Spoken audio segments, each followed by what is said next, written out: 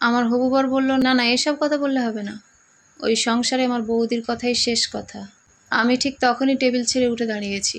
আমি বললাম, ঠিক আছে, এখন আমাকে বাড়ি যেতে হবে, তুমি এখন বাড়ি যাও, পরে কথা বলবো, রাতের দিকে ফোন করব, বলে আমি বাড়ি চলে আসি। এসে বাবা মাকে সব বললাম, আর তারপরেই আমি বাবা মাকে এই সিদ্ধান্তটা জানিয়ে দিয়েছি যে ওই ছেলেকে আমি বিয়ে করব না, ওই পরিবারে আমি যাব না। এখন থেকে যে এরকমভাবে চাপিয়ে দেয়, ওই বাড়িতে যাওয়ার পর কীরকম অবস্থা হবে আমার, তুই বুঝতে পারছিস দিদি? আমি বললাম, সে তো ঠিক কথা, যাক, বিয়ে হয়নি এখনো, যা সিদ্ধান্ত নিয়েছিস, যা ভালো মনে হয়েছে করেছিস, ঠিক আছে। এরপর যদি এগুলো জানা যেত তাহলে তো খুবই মুশকিল হয়ে যেত। মাসিমা মেসোমশাই কি বলে?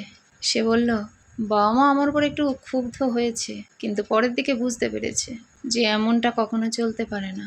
সব ঠিক আছে, এক সংসারে হলে সবার কথা সবাই মেনে চলবে। আমি একরকম বললাম, সেটা যদি ঠিক মনে হয় তাহলে সবাই মানবে।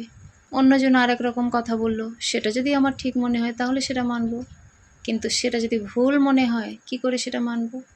ওর কথা হলো, আমাকে সবসময় তার বৌদির কথা মেনে চলতেই হবে। এটা কি করে সম্ভব দিদি, তুই বল?